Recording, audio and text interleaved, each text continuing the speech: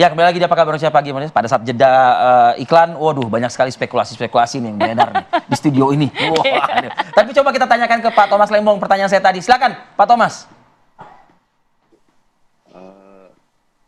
Sebetulnya kan syawuan-syawuan seperti ini terjadi, ya, tapi tidak selalu dipublikasikan.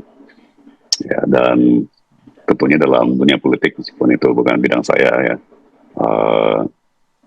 timing itu kan penting, ya.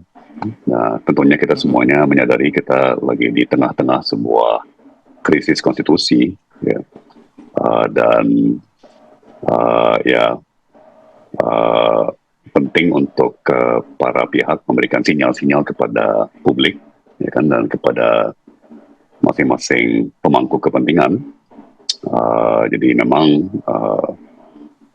ya ini bagi saya sinyal penting bahwa elemen-elemen masyarakat yang setia di garis konstitusi dan mendengar aspirasi rakyat itu mulai bersatu, ya. Dan tentunya ini masih baru satu tahapannya, satu langkah.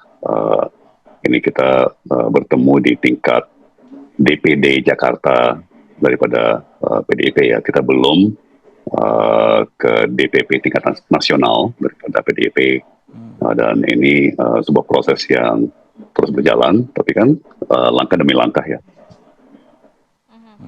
Pak Tom, kalau kita masih usaha, ya, Masih usaha. masih ada waktu juga begitu, ya. Pak Tom, kalau kita flashback ke belakang sedikit begitu, ya, melihat cukup banyak kritikan yang disampaikan PDI Perjuangan. 5 tahun kepemimpinan Anies dari 23 janji kampanye hanya 5 yang terrealisasi. Kemudian Bu Mega juga sempat menyatakan ibu kota ini amburadul, Ya.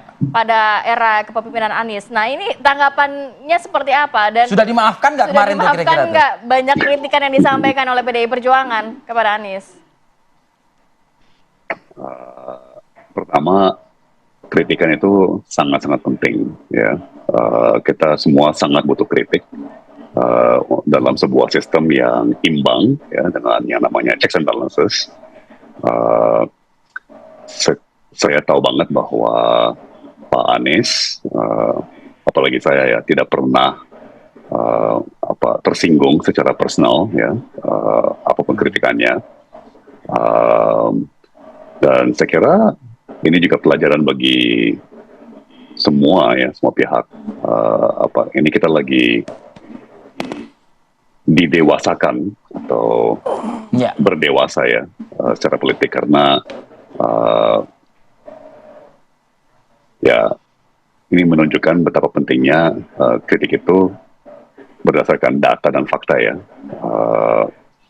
Karena nantinya bisa nyesel kalau harus merubah haluan, gitu kan. Tadinya berseberangan, kemudian bersatu, dan itu biasa dalam politik, ya kan. Tapi kalau misalnya sudah terlanjur melontarkan komentar-komentar yang sangat berlebihan, ya, itu tentunya akan dihajar oleh netizen dan warga, ya. Loh, dulu bilangnya A, sekarang bilangnya B, gitu kan. Nah, ini berlaku untuk semua pihak, ya. Saya tidak bukan bermaksud untuk menyorot satu orang atau dua orang, tapi ini apakah sudah dan bukan juga untuk Bang Masinton kondisi amburadul seperti ini. Jangan tipu-tipukan lah, ya. Kalau kita ditanggapi Bang Masinton, ditanggapi maksud dari penjelasannya Pak Thomas Lembong nih. Silakan Bang Masinton. Ketawa Bang Masinton, ketawa. Kalau dalam apa itu kan kritik itu juga penting, ya.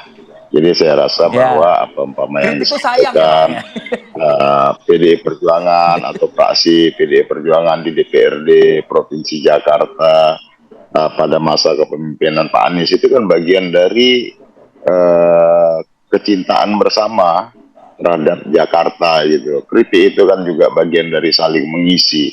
Nah, tentu dengan begitu kemudian semua bisa saling melakukan kerjasama, kolaborasi, ya, bersama-sama memikirkan Jakarta. Jadi saya rasa secara fundamen, nggak ada yang ini ya, yang nggak ada yang berbeda secara fundamen ya, antara Pak Anies dengan kritik-kritik yang dilakukan oleh PDI Perjuangan di DPRD Provinsi Jakarta. Kalau sudah secara fundament sudah tidak ada masalah, Bang Masinton, bagaimana Bang Masinton Pasaribu, Ketua DPD Pak Aming, dan jajaran bisa membawa ini ke DPP kalau gitu? Ya makanya kan PDI Perjuangan Jakarta iya, justru kan PDI Perjuangan Jakarta kan mengusulkan nama Pak Anies ke DPP. Nah tentu kan dalam mekanisme keorganisasian kami ya, dari beberapa nama yang diusulkan gitu ya, di internal maupun dari eksternal. Nah itu kan tetap harus melalui proses mekanisme penyaringan, ya istilahnya kalau dalam bahasa umumnya ya seperti fit and proper lah begitu ya, fit and proper tersebut. Nah jadi tentu ya dari sekian banyak nama-nama kan usulan itu kan namanya usulan, dia tidak automatically, maka dia harus didalami, dijajaki, begitulah. Bang Masinton sebelum diputuskan. Jadi nanti Anies sama siapa Bang Masinton? Apa sama Bang Masinton nih? Kalau saya punya Anton, Anies Masinton. Nah, itu. Kalau saya sih doanya berharap bisa Pak Anies, kan begitu ya, namanya doa. Kan tentu nanti kita tunggu sama-sama. Masih menunggu begitu ya kalau Bang Masinton ya. Bukan keputusan. Doa itu kan sebagai sebuah harapan. Nanti jika umpama Pak Anies ya terserah dengan siapapun, itu asal dengan kader PDI Perjuangan tentunya, karena PDI Perjuangan kader-kadernya banyak yang mumpuni untuk bisa dipasangkan nantinya seperti itu. Iya. Pak Anies. Saya punya julukan dua loh pagi ini. Jadi tadi saya sebut Anton, Anies Masinton. Ada satu kekuatan juga besar dimiliki oleh negara-negara yang maju di luar sana. Apa itu? Atom. Anies Tom. Tom Lembong. Iya. Coba kita ke Mas Ipang ya. Mas Ipang, kalau melihat kan sebenarnya PDIP banyak sekali nama atau kader yang bisa dimajukan begitu ya. Kalau kita melihat kebatinan dari Bu Mega, apa plus minusnya mengambil Anies atau mengambil kader sendiri? Ya, inilah yang disebut dengan keteguhan Ibu Mega ya. Antara ideologi dengan transaksional tadi, bandwagon effect ya, potensi menang. Maka oleh karena itu kalau keteguhannya pada ideologi untuk menjaga segmen basis grassroots, akar rumput, itu Ahok gitu. Tapi kalau kemudian mengambil pemilih ya, kita pemilih. Iya. Tapi kalau memilih pikiran rasional, bagaimana menang, kemudian ini bisa berlayar, menang, ya tentu tadi mereka harus mengendorkan soal ideologi, tapi pragmatis, transaksional pragmatis tadi bahwa menang gitu. Nah, di dalam politik ya, nuansa kebatinan Ibu Mega menurut saya masih 50-50 ya. Ini saya membaca ya. Tadi Bang Masinton bilang kita banyak-banyak berdoa, kata Bang Masinton gitu. Karena begini, Ibu Mega tidak selalu loh Bang Adik Padil, mendukung yang bakal menang belum selalu loh. Pernah fakta sejarah sebelumnya kita masih ingat. Contoh, ketika Poke elektabilitas sudah tinggi, udah settle, udah leading, itu secara modal racikan elektoral sudah bumi hangus itu, udah nggak ada yang bisa ngalahkan waktu itu kan, Poke kan. Tapi kemudian Ibu Mega waktu itu elektabilitas Pak Jokowi Ahok persis menurut saya waktu itu masih rendah sekali.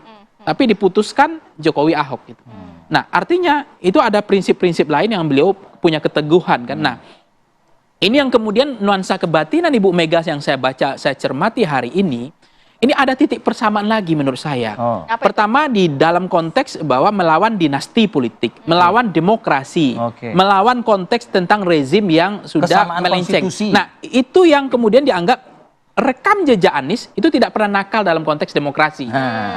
Nah, itu titiknya di situ. Nurut dong berarti. Nurut. Walaupun memang di Pilkada DKI waktu itu ketika Anies dengan Ahok yaitu udah bukan polarisasi isu, udah ideologi, udah mengempal sampai ada kalimat pemecah belah bangsa katanya. Udah mengental waktu itu, artinya mengental dalam konteks Anies itu apa namanya istilahnya ya politiknya sara. Anies ini bukan jualannya agama kan gitu dulu. Sudah hampir di sisi grassroots ya? Iya, itu udah perangnya udah artinya mengentalnya blok ideologis spektrum kanan spektrum kiri. Bisa cair ini? Bisa cair atau tidak? Ini maka memang orang Indonesia kan pemaaf dan pelupa. Oke. Nah, kalau misalnya pemaaf pelupa, memang Ini biasa dalam politik begini. Iya, Artinya iya, kita iya. harus ya nggak Iya. boleh terlalu kaku gitu On kan. lah ya. Orang Indonesia mohon, pemaaf nih. Ya, pemaaf dan lupa. Seperti Bang Masinton dan Pak Tom pagi ini yang saling memaafkan kan begitu ya Bang? Ya, tapi saya mencermati Ibu Ya. Mega pasti akan lebih bijak, punya keteguhan dan Oke. lebih rasional karena memang Pak Anies juga tidak ada dosa-dosa demokrasi kan.